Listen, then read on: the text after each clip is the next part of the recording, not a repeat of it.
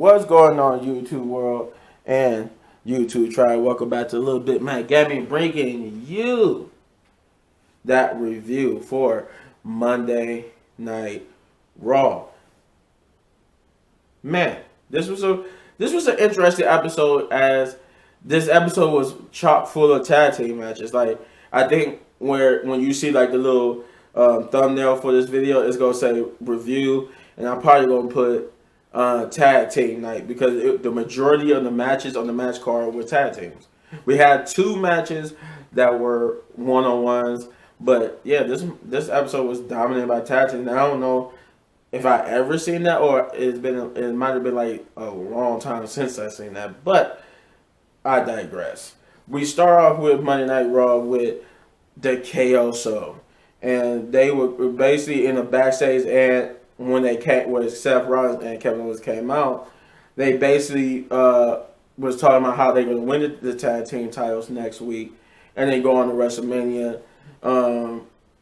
Because the possibilities were endless. They said they could do their own unification, the tag team title for titles against the Usos, whatever. They was basically, and then Kevin Owens had his little stick about Texas and how he hate Texas. But this would bring out the Alpha Academy. The Alpha Academy would come out, and I like their shirts, by the way, that says shush. But but yeah, they would have a little funny little bit where I forgot what Chad Gable said, but he said, "And I thank you." And Kevin Owens and them looked at each other like, "Why do you say it like that? Like, you say it so weird." And he was like, "Say what? What did I say? What did I say weird?" And they were like, "Thank you. Why do you say thank you like that? Like, you say it weird. Like, try it. Like, he was like, he said, say it weird," and then he just did it again. Thank you. it was just like, oh God, he's not gonna stop. They just like, look, and then they start saying, regardless, don't take it personally. We're this is just business. This is just how we not coming at you personally. We know you're the tag team champions. This is just our way to get to WrestleMania. They did the Alpha Academy or Chad Gable would say that they was making a lot of assumptions about them winning next week, and that they was going to become victorious and go on to WrestleMania, and that they the ones who worked their butts up to go to WrestleMania, because Kevin Owens and Seth Rollins already had their WrestleMania moments, and they were saying, bro, they deserve to go to WrestleMania because they the two who has never been even on the card. But this would break out into a shush match, because I think Chad Gable was shush Seth Rollins, where they start shushing. Well, they got into an argument and started shushing each other, but Kevin Owens would get basically agitated and stunner Chad Gable to give us our first match of the night, which was a tag team match of Seth Rollins and Kevin Owens versus the Alpha Academy. This was a great match, a great way to start off the show. There was a little hiccup in there. If you haven't seen it, if you could go back and if you haven't seen it, they probably going to put it on there. But it was a little bit of a hiccup where it looked like Kevin Owens was going for one of his signature moves, but Otis, I think it was like a sitting senton, when he basically when he usually runs, get a running start, and he jumps and lands on there with his back, and it looked like he messed up, and when he went to go do it, he didn't get all of it, so then he did it twice. He did it the second time and got all of it on Otis. I'm thinking that little mishap too, he might have kicked Otis for real, but as they say in the rest of the world, receipt will be coming. Yeah, it was a good match. Seth Rollins and Kevin Owens would get the victory here, giving them the momentum, which makes me want to believe is the opposite momentum, because of the whole Kevin Owens thing about Texas. If Stone Cold do come out for a match, they might not. Seth Rollins and Kevin Owens might not win, but if he do come back but don't wrestle, he probably gonna be the special referee for that match, and then stunner Kevin Owens and them. What have you. But yeah, Kevin Owens and Seth Rollins got the victory here, giving them the momentum into next week's match. We would get the second match, which is the first of only two single matches of the night, which is Omaz versus T-Bar. And this match, I didn't really care for this match because it was so quick. It was 3 minutes at best, and it was stupid because of the fact that we had to believe that T-Bar couldn't really wrestle after only taking a shoulder charge because he came out, got on the ring apron, but before he could get in the ring, Omos was shoulder charging and he flew off and hit the barricade, and all of a sudden now his life bar just went depleted, and now we supposed to believe that he just off that one move he can't do nothing, but then he was able to say he wanted to continue, but then he would get a clothesline. I think he had one offense which was just a dodge, but then he would get clothesline, and then he would get choke slam, and then that was the end of the match. Yeah, this match was probably by far the worst match of the night, and that's saying a lot considering what the fifth match of the night, and I'll get to that. That's the reason why when I get to it. But one of the best matches of the night was the next match, which was a 6-woman tag team match of Becky Lynch, Doudrop, and Nikki versus Bianca Belair, Rhea Ripley, and Liv Morgan. Basically, before the match, before each team came out, and instead of each person having come out to their own entrance, at least for Team Becky, if you will, when Becky Lynch came out, both Nikki and Doudrop came out with them, while Bianca Belair, Rhea Ripley, and Liv Morgan had their own separate interests. I guess I like that for the fact that they showed the contrast. While the people, Team Becky, they was forced to come out with Becky, but Team Bianca, everybody was equal, so they all got to do their interests instead of coming out just to Bianca's interest music. So that's like the little detailed storytelling right there. But this is a wrestling show, so the match itself was good. I enjoyed the match. Everybody had their spots. Everybody had their time to shine. But obviously because they saved it for WrestleMania, they didn't have Becky and Bianca interact too much. But when they did have one of the best moments. That we haven't seen in a long time. We haven't seen Bianca whip somebody with her braid in a long time, and this came towards the end of the match where Bianca was trying to pin Nikki, and like she had the match won, so she was trying to pin Nikki, and Becky would come grab the braid and yank her off the pin, but they would have a tug of war, and she would Irish rip using her braid would Irish rip Becky into the ring ropes, but when she came back, she got hit hard. That first, I swear, if you've seen it, that first hit, I don't know if that was fake audio or not, but it sounded good. It sounded like a kendo stick, and and then Corey Graves was like right after I thought that, Corey Graves said that sounded like a kendo stick. I was like, wow. But yeah, because that first whack sounded like a kendo stick. And I think not the second, but the third one sounded like a kendo stick shot too. Like, it sounded like she was getting hit with kendo sticks. But Bianca with Becky would run out the ring basically screaming at her about her body being ruined because of the whips. But Bianca would get the victory by KOD and Nikki for the win, giving Team Bianca the victory here. Then we would have our next match, which is Tommaso Ciampa versus Robert Roode. Now this is the setup for when you see this video. Tonight NXT tag team match between Braun Breaker and Robert Roode. Robert Roode, Dolph Ziggler and Robert Roode versus Tommaso Ciampa and Braun Breaker. But this was a nice solo outing. This was the second of 2 solo matches of the night.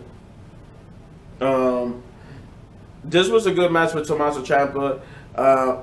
It gives you somewhat hope for him on the main roster because obviously they try to transition him from being on NXT to the main roster. But yeah, I enjoyed the match. It wasn't the worst match of the night. That goes to Omaz versus T-Bar, but this definitely was a good match. It was a good outing for Tommaso Ciampa, who got the victory. But his victory was short lived as he would get beat up, and they basically would to send a message to Braun Breaker that they would be victorious at NXT 2.0. Then we would get the next match, which is Dana Brooke versus Reggie. This is the fifth match. Now this is what I was saying. Compare, because I really didn't care for this match. This was a mixed tag team match of Dana Brooke and Reggie versus Tamina and Kira Tozawa, and I really didn't care for this match at all. But it wasn't the worst match. I actually did, on like normal, I did get some little enjoyment out of this match. And that's giving it a lot of credit because it was, compared to the Omaz match, it was way better. It was way better, and that's not by a lot. Because both matches was bad, but I would say if I had to choose, I'd rather watch this match, Dana Brooke and Reggie in a mixed tag team match, versus watching Omaz, because I really starting to not get what they doing with Omaz. But Dana Brooke and Reggie would get the victory here. Then some weird kissing thing happened where I guess Reggie and Dana is now a couple, and then not to be outdone, Tamina kissed Kira Tozawa, and now they're a couple. I don't know what's going on with it, but it still was a bet. It still got the taste out of my mouth for that Omaz match because it made me chuckle a little bit. We would get the next match would be the Rey Mysterios versus the Hurt Business. Both Mysterio and The Miz cut a promo here, basically about why they were winning at WrestleMania, and it was surprising here because the Hurt Business got the victory here due to an interference from The Miz, and I was just like, when was the last time the Hurt Business got a victory? I'm like, wow, that's been a minute. But yeah, the Hurt Business would get the victory over the Mysterios. But it's I'm actually kind of invested into this match with the Mysterios versus The Miz and Logan Paul at WrestleMania. It was bound to happen. Logan kept making too many appearances on WWE, so it was bound for him to be put in the match. The next match would be RK Bro versus the Alpha. I'm about to say the Alpha Company, the Street Profits. The Street Profits cut a promo before the match saying how that they want to whoever wins that match next week for the tag team title, they want to face the winner at WrestleMania. But they had a great match, a solid match with RK Bro. RK Bro had a funny promo because they was here in Columbus, Ohio. So they had a funny. They Riddle said he don't know as he put the high. It's because he put the high in Ohio. I'm like, we get it, Riddle. We get it. But this was a good match, a solid match. It was a solid victory for the Street Profits. The match didn't really get a long time to shine because they had to rush it along. They was running out of time. But this was a good match nevertheless. I want to say the next match. I don't know. I can't remember if he had a promo, so I'm gonna say we jump straight to the main event after that, which was Finn Balor versus Damien Priest for the United States Championship, and this was by far one of the better matches of the night. I think both, if anything, this match and the Becky Lynch and Bianca Belair assistant woman tag match were probably the best matches of the night, considering this was down there by tag team matches. They would get, it was a good match. It was a good solid match. And it took the rest of the time, which is a lengthy. I think this match went to 20 minutes. And saving like the last 10 minutes for the Edge promo. But yeah, this was a good match overall. And I kind of figured they was going to do it, but I didn't think they was going to I didn't think they was going to do it now, maybe at WrestleMania. But Damien Priest would not get the victory here because Finn Balor would get the victory, becoming our new United States champion. I think, is this Finn Balor's second title on the main roster, I think? Because I can't remember if Finn Balor only had the Universal Championship and this championship, or he had the Intercontinental. I don't know. He might have been an Intercontinental champion, but either way, I think this is only Finn Balor's second championship on the main roster.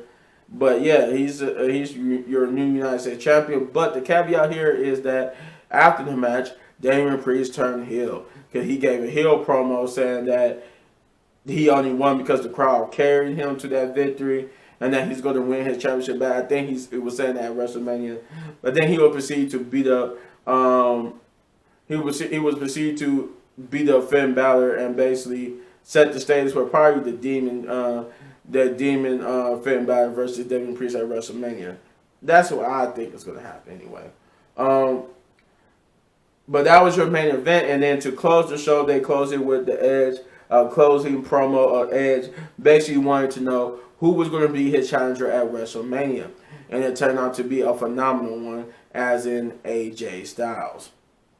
AJ Styles will come out and basically accept the challenge, and Edge basically said, "Good, but I don't want that. I don't want the AJ Styles that's been playing B word to Omaz in a tag team division. I want the old gritty dog of AJ Styles." And AJ took that to offense. He said, "That's what you think of me." But Edge said, "You know what? He basically was going like this, like he said, I didn't mean no disrespect." Tried to shake his hand, but when instead of shaking his hand, it looked like AJ was getting ready to say something else, but Edge would attack him, making this another heel turn of the night. For this was the night of heel turns too, like 2 heel turns. But though I don't know if you consider Edge's a heel turn. I don't know, but his actions certainly seemed like he did a heel turn. But yeah, he basically beat up AJ Styles, and AJ Styles would have a little bit of offense, but Edge would take control, beat him up some more, and then he'd get him 2 concertos to close the show. Overall, this episode was a fairly good episode of Monday Night Raw. I was actually entertained. Was not bored at all with any of the matches except for 2, which was the Dayton Brooke and the Omos match. But I was more entertained by the Dayton Brooke match than the Omos match, so it gets a pass. This time, instead of being a negative for the show, it gets a pass, which means the only negatives was the Omos match. So overall, I give this episode 8 out of 10 big ups. Because it was a decent episode, like I said. The Dayton Brooke match get a pass because it made me laugh, which means that the Omos match was the only downside match of the night. But yeah, this was a night of tag team matches, and this overall is made for a good episode of Monday Night Raw. But let me know in the comments down below what you thought of Monday Night Raw. And if you enjoyed this review, then you hit that button right there in the upper right corner for all my WWE reviews. And if you enjoyed this video so much you want to support the channel, then all you gotta do is hit that like, subscribe, share, and hit that notification button. Do all those great things because it lets me know that you want more content like this and content like reactions, because I got that Morbius final trailer reaction coming up after this, along with some gameplay videos. The Ring is finally, and yeah, hit any one of these videos for more of my amazing content. But don't go anywhere. Like I said, that Morbius trailer, a reaction trailer, is next. So, peace out.